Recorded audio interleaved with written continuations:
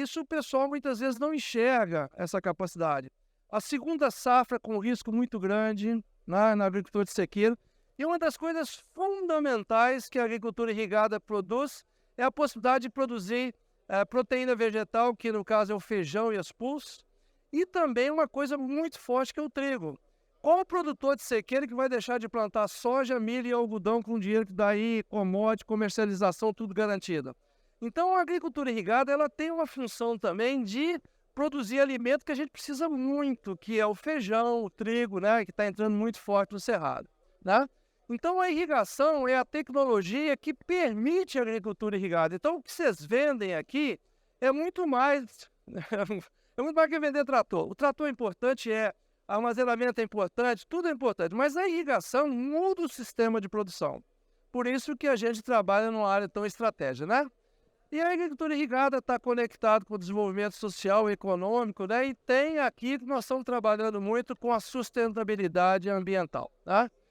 E a agricultura irrigada, olha que interessante, buscando os números, não é muito fácil você localizar isso, mas pegamos o seguinte, de 1961 a 60 anos, a agricultura de sequeiro caiu menos 0,2%, enquanto que a agricultura irrigada cresceu 146% no mundo.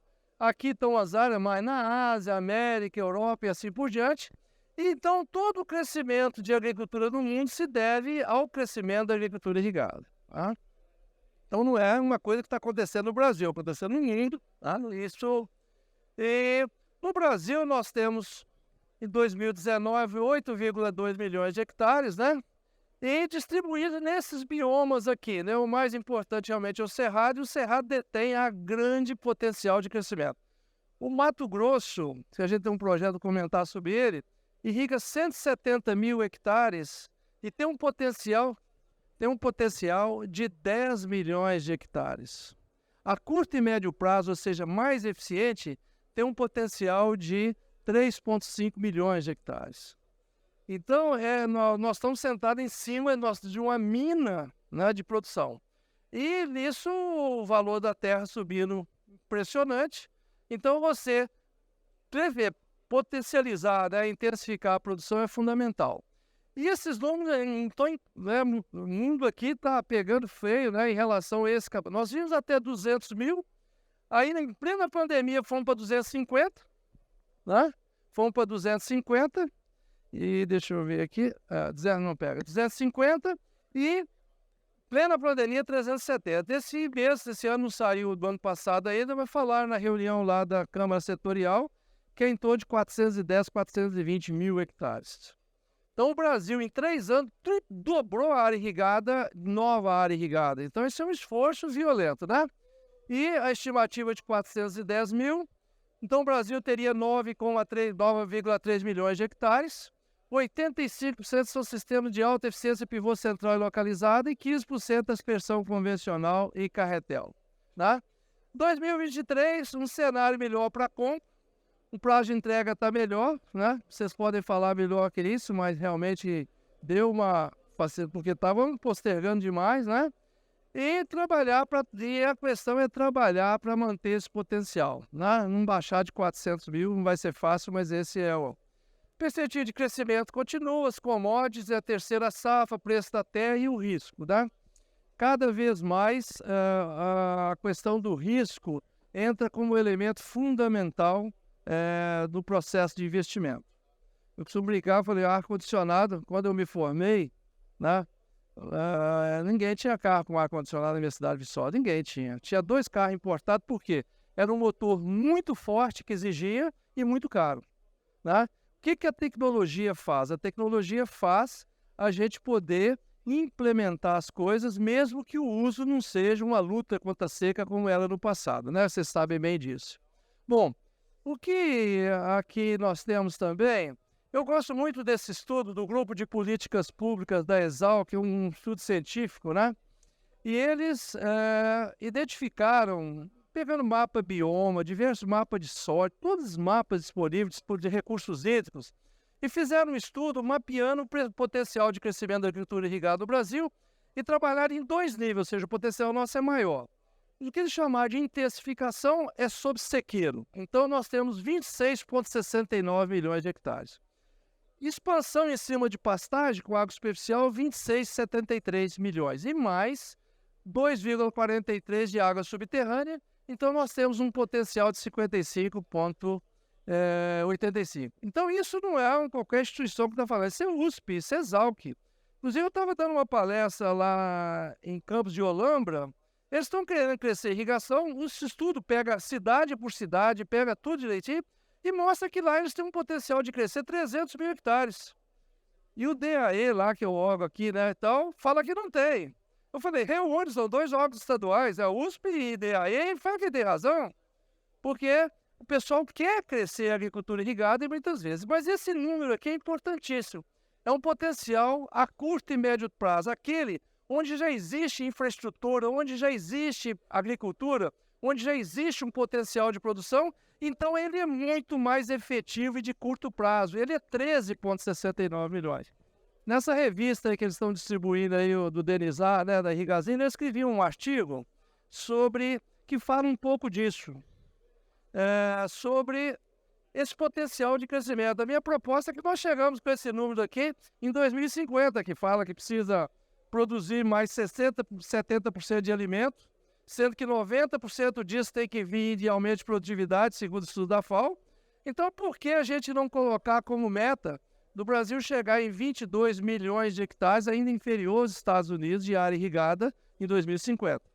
É uma rampa de subida que está bem forte, que chega lá nos 500 mil hectares, que nós temos condição de implantar e mais rápido até. Bom, então, isso aí, qualquer coisa, vocês podem parar, a gente conversa. Agora, um elemento importante que nós estamos tratando hoje são os polos de agricultura irrigada. Porque esses polos, eles são criados como forma de investimento do governo federal, tá? Então, o Ministério da Integração e Desenvolvimento, tem um I aqui, Integração e Desenvolvimento Regional, eles podem aplicar recursos. Por exemplo, o primeiro projeto que nós estamos fazendo no Mato Grosso para estudar recursos hídricos é com dinheiro federal, que via esses polos de irrigação. Então, essa é uma criação muito importante, potencializa o investimento federal nessas áreas, né? E a premissa de ação é o planejamento setorial e territorial. Então, a resposta do governo federal em relação a essas questões. Inclusive, nós tivemos lá esse mês passado, e nós pedimos muito lá aos departamentos, lá no Ministério foi criada a Secretaria de Sustentabilidade Hídrica, de Segurança Hídrica, e tem a Diretoria de Irrigação, para eles continuarem com isso, porque isso aqui foi um achado em termos de desenvolvimento das regiões, né? E só para mostrar um pouco a importância disso, da agricultura, foi uma tese de um aluno meu de mestrado, onde ele pegou a região de Barreiras, Luiz Eduardo e Correntina e estudou cultura do algodão, feijão, milho e soja, diferentes anos, onde a barra mais escura é irrigado e a barra mais clara, amarela aqui, verde, a mais clara aqui, é a agricultura de sequeiro. Então você observa que no algodão e na soja, que são culturas plantadas no período de chuva, você tem até uma produtividade de sequeiro similar. Mas observe anos específicos, o que acontece? Você tem quedas muito fortes aqui. Mas quando você vai para o feijão e para o milho, ou você irriga ou você não irriga. Por quê? Olha a diferença que é, por exemplo, você produzir ali no risco terceira safra ou segunda safra estendida ali, né? Então a gente precisa mostrar isso aí. Inclusive, a gente tem chegado aos números interessantes que quilo de alimentos produzido na agricultura irrigada utiliza menos água que no produzido no sequeiro.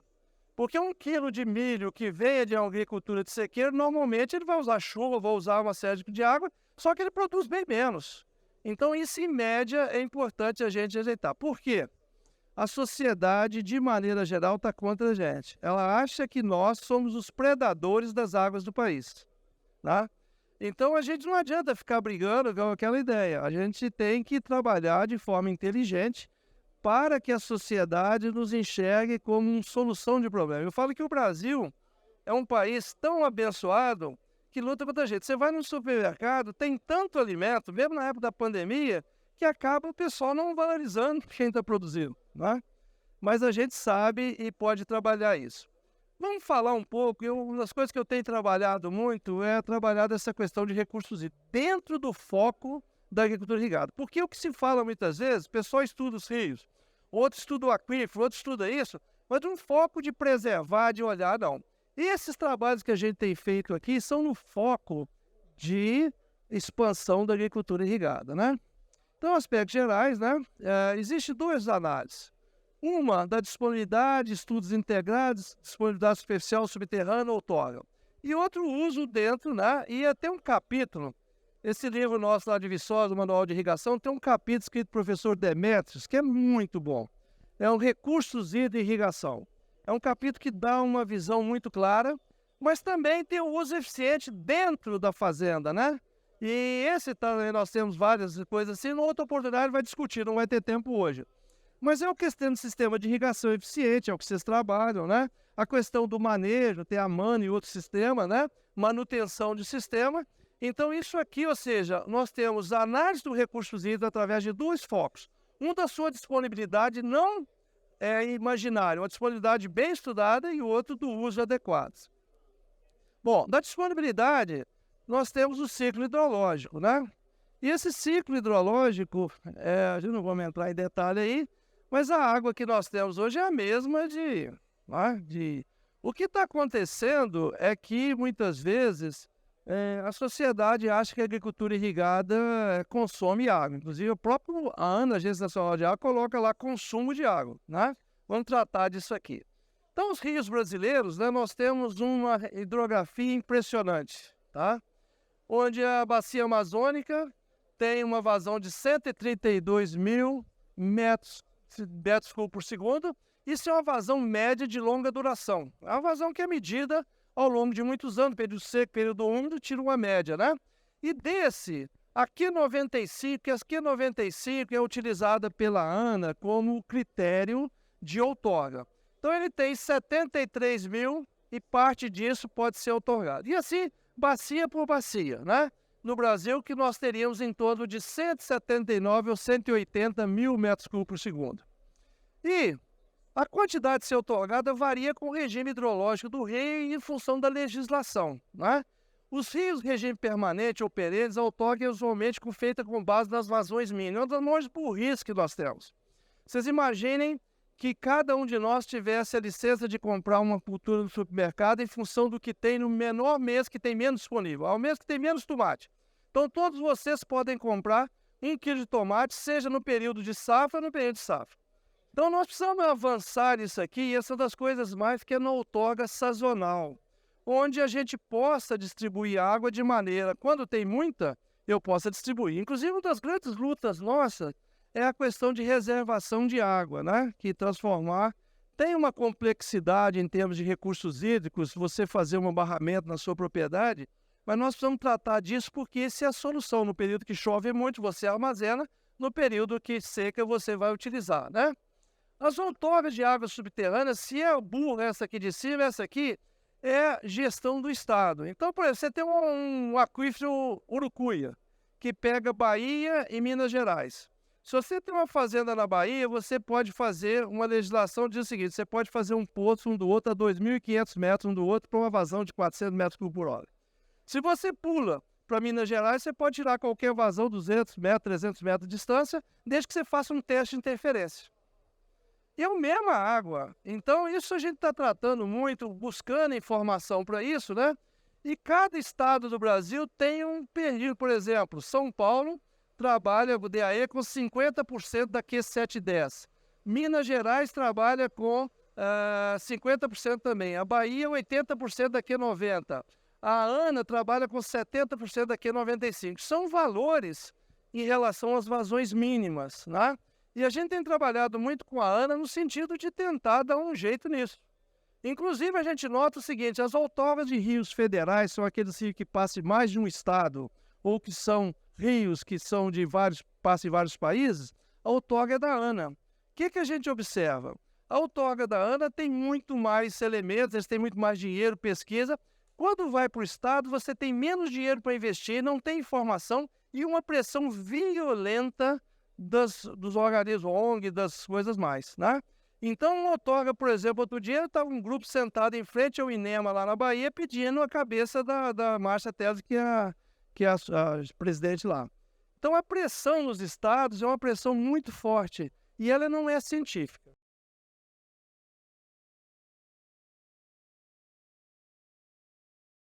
Depende, tá? Varia um pouco, tá? Todas têm porque na verdade você pega aqui, a Q710 é menos restritiva, mas eles outorgam só 50% dela. A Q90 é um pouquinho mais, então varia do tipo de rio, tá? Elas têm mais ou menos o mesmo padrão teoricamente, mas vai depender daquele rio específico e do percentual, tá? Bom, outra questão que nós temos é os aquíferos. Isso aqui está tão mal entendido, né? Porque o Brasil tem uma riqueza de aquífero, 48% da área do país, 27 grandes aquíferos, os principais Guarani e Amazonas são os maiores do mundo, e o Cabeça, o Urucu e o Forna são importantes, além de outros. Mas tem uma questão importante aqui, que a gente precisa entender, e isso aqui eu tirei de uma publicação, se vocês forem na internet, vocês vão achar essa publicação aqui, essa apresentação. A água subterrânea é um armazenamento elevado, fluxo lento, ampla distribuição territorial e assim vai. Já a água superficial, então, e elas têm outorgas diferentes, a estrutura é diferente, e muitas vezes elas comunicam. Por exemplo, no oeste da Bahia, que vocês tiveram uma palestra anteriormente aqui, a vazão dos rios não diminui no período seco, porque o aquífero manda água. Então lá você tem que tomar cuidado com o aquífero de outorga subterrânea, por quê? Porque já está no sistema o aquífero. Né? Então a gente precisa entender isso, não passar a querer varrer para debaixo do tapete, porque senão a sociedade não vai e os órgãos não vão permitir que a gente cresça no nível que a gente precisa, né? E aí você tem a reserva permanente, que constitui as águas acumuladas, que não variam em função das precipitações anuais. Elas são lá, permite uma explotação em período de vários anos. Mas se você tirar isso aqui, você não tem reposição. O que aconteceu, por exemplo, com a Arábia Saudita? A Arábia Saudita, se você for ver, são fotos mais antigas, está cheio de pivô central e irrigação lá no norte dele, no deserto. Só que eles chegaram à conclusão que o aquífero dele não tem reposição. E aí? Então eles fizeram um plano de 7 anos para diminuir a irrigação. Por quê? Porque senão eles vão comprometer uma reserva de uso humano. Tá?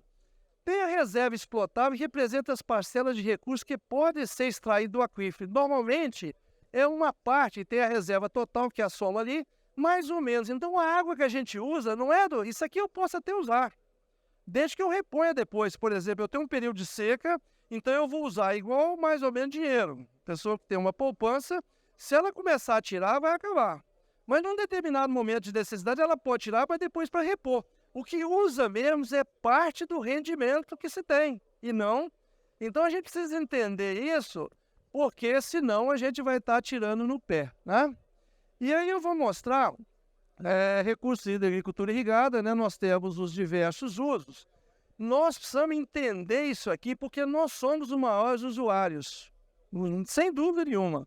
Então a gente tem que tomar a prerrogativa de analisar que nós temos que usar nossa água para isso, mas que existem outros usos importantes, né? E aí o pessoal vem com a notícia que nós consumimos 50%, 60%, 70% das águas do país, né? Isso é passado para a sociedade. E aí outro dia eu estava num debate, tinha até um cara que era...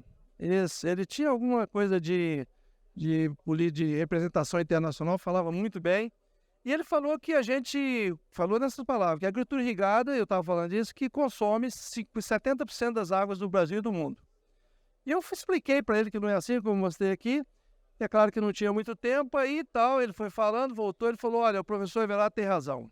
Eu fiz uma inverdade aqui. A agricultura irrigada não usa 70%, usa 69%.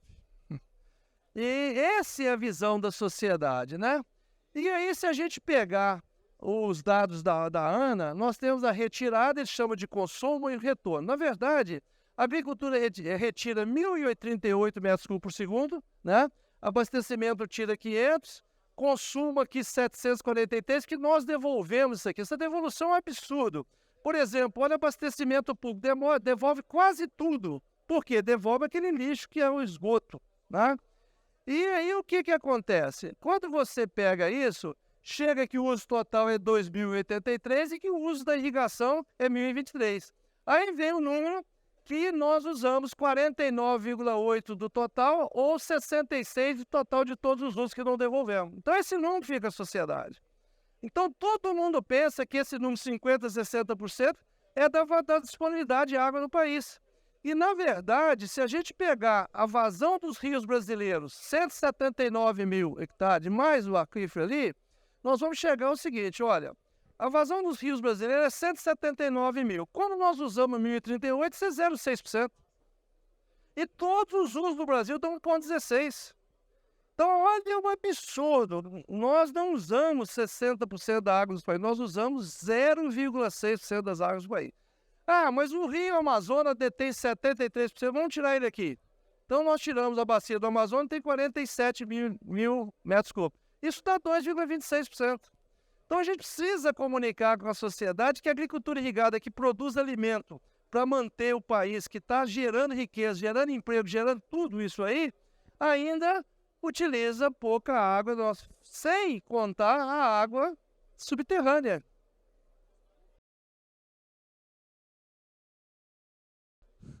Isso. E tem uma coisa pior, olha aqui.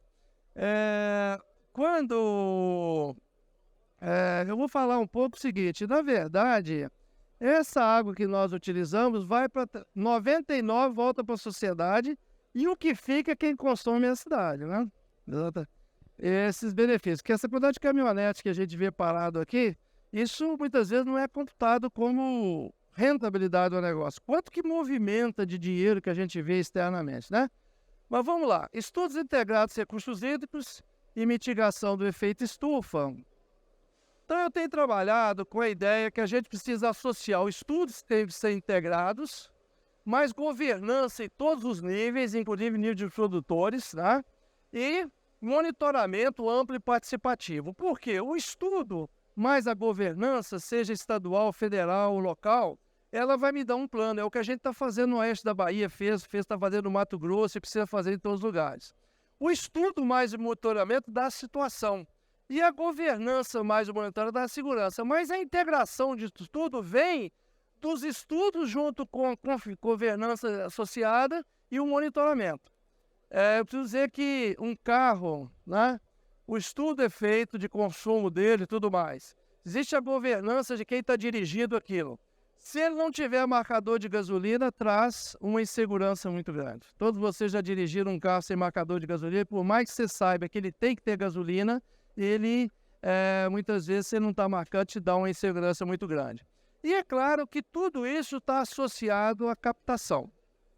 Então, a política dos polos de irrigação, do MDR, foi criado, já comentei sobre isso. Tem um polo do Mato Grosso, que são 3 polos aqui, Primavera do Leste, Sorriso e do Araguaia, Xingu. Pra vocês terem uma ideia, nós estamos desenvolvendo um plano em 4 anos lá, que pega isso aqui pretinho são pivôs centrais, né? É uma área bastante restrita, mas está crescendo muito áreas de irrigação localizada subsuperficial. Já tem grandes projetos espalhados aqui, né? E a gente está fazendo esse estudo, fase 1 aqui, fase 2 pega aqui e 3 aqui. Então nós vamos estudar toda a disponibilidade hídrica, uso territorial, como é que é a área irrigada, como é que todo esse aspecto, água subterrânea, para ter um plano até 2026 completo para permitir o Estado crescer. Lembrando que o Mato Grosso detém o maior potencial de agricultura irrigada do país. É a grande fronteira, né, que a gente... Bom, o oeste da Bahia é um outro polo aqui. A gente desenvolveu o primeiro projeto em 2017, 2021, e estamos começando um projeto de monitoramento. E esse projeto tem um pouco daquilo que a gente está falando em termos do que a gente quer. Primeiro, uma área de 2,5 milhões de hectares, principais culturas, chovendo aqui de 1.800 a 950. Tem os rios Grande, Corrente, Carinhanha, o aquífero, irrigava no 270 mil hectares, hoje já deve estar pouco mais, era 219, hoje está 280, 270. E assim nós temos toda uma questão. E a questão que colocaram, necessidade de segurança e de governança para a expansão sustentável da agricultura irrigada. Aqui está o Júlio Busato nessa revista aqui, ele foi presidente da ABRA, presidente da IBA, e ele em Viçosa, quem conhece lá no auditório da Engenharia Florestal, ele fez o seguinte questionamento, apresentou o oeste da Bahia todo mundo lá maravilhado com a situação, mas eu vim aqui por outro motivo. nós queremos crescer a agricultura irrigada e o pessoal fala que não tem jeito. Nós vemos que tem disponibilidade. Então, queria que a universidade fizesse esse estudo. Então, foi esse estudo que nós fizemos aqui, né, que está trazendo muita segurança e desenvolvimento lá. E tem um pessoal aqui, exatamente apresentar o pessoal da universidade, lá, o pessoal de hidrogeólogo da Universidade Viçosa Federal do Rio de Janeiro, professor Marcos. Professor Marcos é do IPCC, né? Não é do PCC, não, IPCC. É o órgão de mudanças climáticas, ele trabalha com gestão territorial, professor Aziz da de governança, tem o pessoal lá da IBA. Desenvolvemos esse estudo e os resultados estão aqui nesses materiais que distribuímos amplamente, está lá na página da IBA, né? Tem diversos materiais publicados das revistas e desenvolvemos um sistema que chama OBahia, tá? Esse sistema, antes disso, também foi feito em inúmeras publicações internacionais, exatamente porque isso aqui é a base científica, né? Por exemplo, esse trabalho aqui, eu vou citar daqui a pouco, ele é fundamental para o setor nosso, tá? Vou mostrar aqui. Então, olha aí o sistema OBahia, se vocês entrarem lá, vocês podem baixar todos os dados, os shapes, tudo que vocês quiserem que foi feito lá, está dentro desse sistema que está gratuitamente na internet. Por exemplo, a evolução da ocupação da área, 1990 até 2018, 2020, onde estão estabelecidas irrigações, onde está estabelecida a área de sequeiro. Isso permite uma avaliação muito forte para poder fazer análise de todo tipo, né? Tem também uma coisa importantíssima, a gente é capaz de prever vazões mínimas com muita antecedência. Então, você pode prever uma vazão mínima e, com isso, os agricultores podem se unir para reduzir a irrigação ou tomarem uma providência em função de problema, né? Também tem uma coisa fundamental que foi a modelagem do aquífero. É como se a gente fizesse uma ressonância magnética, a gente tem todo o aquífero, a gente pode simular o que quiser no aquífero de uso, se eu tirar tanto, o que, é que vai acontecer? Então é impressionante essa possibilidade, a gente está tentando passar o INEMA, que é o órgão gestor, para utilizar isso. E já fizemos 3 treinamentos lá, né?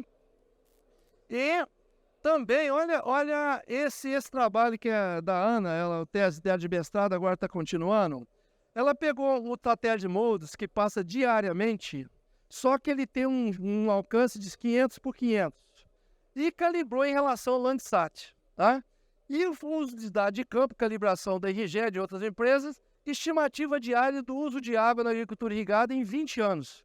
Inclusive, ela está indo para o Nebraska passar 6 meses lá, porque esse Modes está saindo de órbita, e aí ela precisa. Então, eles trabalham com outro modelo lá e está indo para poder estudar para fazer o trabalho no Mato Grosso. Mas olha que interessante.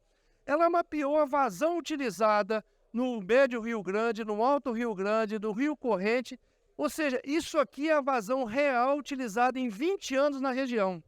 E se a gente junta tudo, deu o seguinte: o mês de maior utilização, o dia de maior utilização na história da agricultura irrigada do Oeste da Bahia foi 76 metros cúbicos por segundo. E aí você desmistifica todas aquelas fake news em relação ao uso de água na agricultura irrigada. Inclusive uma do Rio São Francisco, da bacia do São Francisco, o Comitê de Bacia, que fala que a região manda 80% da água do rio, se irrigar lá vai acabar. E é um absurdo isso, na verdade é 1%. A região, a média vazão dos rios da região, contribui com 29% da vazão do Rio São Francisco em barra, em média. E se você tirar a irrigação é 30%, ou seja, será que por ser 1% da água não pode ficar na região para criar riqueza? Então você começa a discutir isso com o Ministério Público, com a bacia, tudo isso aqui, né? Então observe que esse número é 10% da vazão média de longa duração, é 61% da vazão outorgada, é 17% daquele 90%, ou seja, pode chegar a 80%, e nenhum impacto significativo. Então, quando a gente reúne com o Ministério Público, apresenta isso aqui, fala, onde está a crise hídrica do Oeste da Bahia? Então, a gente está como se fosse uma válvula despressurizando a região, né? E hoje existe muito mais, está crescendo, gente, crescia 11 mil hectares por ano, nos últimos anos está crescendo 30, 40.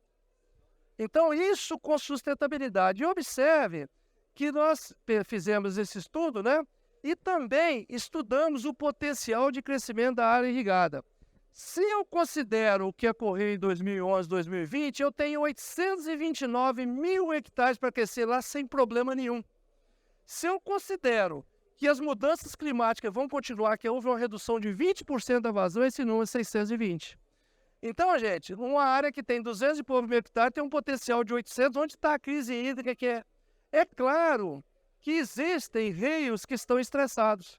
E a gente estudou esse assim e falou, aqui a gente recomenda que não tenha outorga até ter monitoramento.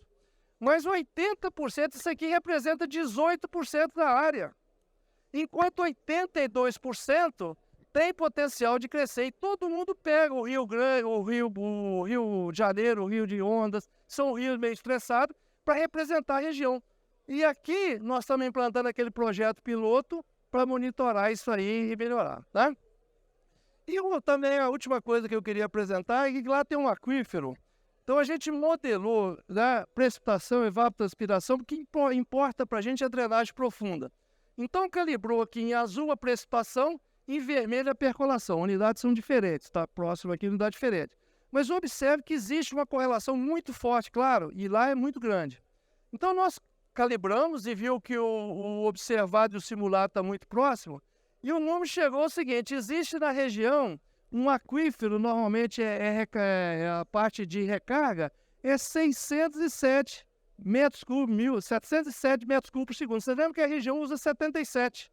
E só por ano eu tenho uma recarga do aquífero de 660. Se eu usar 20%, que normalmente o pessoal fala, são 121. Ou seja, eu poderia outorgar água subterrânea mais do que eu uso a região toda. Então esses números estão sendo distribuídos lá com o INEMA, com o órgão gestor, e começa a mudar e permite a agricultura irrigada crescer. É o que nós vamos fazer no Mato Grosso também, né? Para fechar, é um assunto que eu sei que interessa muita gente, está na ordem, é a questão seguinte: agricultura irrigada e carbono no solo. Isso é muito importante. O que acontece? Nós sabemos que carbono no solo é a forma mais eficiente no mundo de mitigar o efeito estufa, além de parar com os combustíveis fósseis, que nós não temos culpa. Mas a grande solução para o mundo, para a água, para a questão de mitigação, é carbono no solo, né? O que acontecia? A agricultura irrigada não se apropriava disso que ela fazia. Então havia tecnologia só de adaptação às mudanças climáticas pela intensificação. E pegava aqui. E aí nós começamos a trabalhar desse projeto da Bahia com o pessoal do MAPA. Tem uma pessoa lá que era a diretora, a Mariane Crespolini, uma pessoa muito importante. E ela propôs que a gente entrasse no plano ABC+ do MAPA, só que a gente precisava caracterizar uma certa mitigação no ano. Então não basta você ajudar, você tem que ter uma meta. E aí que nós fizemos, olha como é que é importante um trabalho desse. O trabalho do professor Marcos Reis, lá de Viçosa, ele fez 2 trabalhos, um nessa da Dionísio aqui, onde ele estudou para diferentes estratégias, né? Para a formação de floresta, para agricultura irrigada, ele estudou quanto de carbono no solo existia, né? E num outro trabalho dessa orientada da Rafaela, ele estudou a velocidade com que isso ocorre. Isso aqui com dados de agricultura de precisão lá dos produtores. Então, aqui eu tenho o que tem e o que aqui eu tenho a velocidade que isso ocorre. Então, nós pegamos e fizemos a seguinte estratégia. Isso é muito mais. O que foi? Nós pegamos esses 2 trabalhos e calculamos de 0 a 30, ou de 0 a 60, de 0 a 100, quanto retém nos solos irrigados e quanto retém no solo de sequeira. E pastagem ainda mais. Então, essa diferença dá 13,2. Se eu tenho uma taxa anual de 2,6% ou 2,6% aqui, a gente foi fazendo esse cálculo e chegou numa taxa anual de 3,08, é a diferença entre agricultura irrigada e agricultura de sequeiro. Então, dentro de uma perspectiva de crescer 300 mil hectares por ano, nós fomos calculando quanto, se eu crescer 300 mil em relação à agricultura de sequeira, eu vou mitigar. E chegamos nesse número aqui, 50,8. Aí o que significa? Nada. Só que esse número é similar a plantio direto. Então a agricultura irrigada estava gerando um retorno para a sociedade e ninguém se apropriava disso. Nós só tomamos pancada. Então hoje nós estamos no plano ABC+, agricultura irrigada é uma agricultura de baixo carbono. Nós vamos provar, inclusive esses números são conservadores. Por quê? Solos arenosos retém menos. A cultura principal é soja, retém menos, e nós só fizemos de área de sequeira irrigada, podia ser pastagem, e só de 0 a 30. Então, nós estamos na expectativa de um estudo que vai gerar muito mais. E o mundo vai conviver com a agricultura irrigada produzindo mais alimentos, com o uso de água mais eficiente, ainda gerando mitigação. Isso é a área que nós trabalhamos. E a gente tem que apropriar disso. Estamos tomando pancada para todo lado. Tá? Então, a conclusão é que, considerando a importância da agricultura irrigada, o potencial de produção de alimentos, fibra, água e energia, os benefícios de uma segunda safra completa e uma terceira safra que é fundamental para a alimentação do povo brasileiro. A China está louca comprando as proteínas vegetais, quer em todo lugar, a Índia também. Nova agricultura irrigada eficiente em uso de água e energia. Não está tratando aquela irrigação antiga, está tratando essa irrigação que vocês estão aqui fora botando a todo momento. O potencial de crescimento da área irrigada. E o protagonismo do Brasil da agropecuária mundial, a manutenção e ampliação dessa área, trabalhar de forma estruturada os estudos governando para monitoramento, porque isso não vai nos dar a base, e intensificar os estudos integrados, porque eles vão trazer a segurança que nós vamos provar para a sociedade e deixar de falar que nós somos importantes, que nós somos eficientes, se a gente não tiver números, né? E trabalhar os efeitos benéficos da irrigação para a sociedade, carbono, segunda, terceira safra, assim por diante. Então é isso que eu queria discutir com vocês. Eu acho que vocês estão no local certo, na hora certa. E essa é a minha mensagem para vocês, tá bom, gente? Obrigado.